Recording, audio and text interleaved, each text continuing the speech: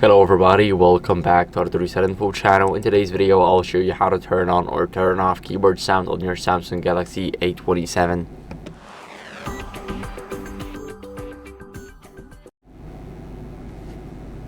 So first, let's open up the settings, and here in the settings, what we want to do is we want to open up sounds and vibration. So once we open up the sounds and vibration, what are we going to do is we're going to go over and open up the system sound.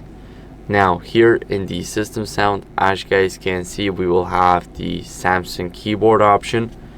And now before that, let's see if you guys will hear it. So let's see if you can hear the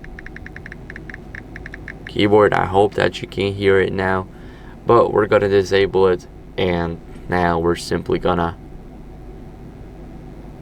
there's nothing. So that's how we can easily disable it. I hope that this video was helpful. If it was, then leave a like, subscription, and a comment, and I'll see you in the next one. Bye.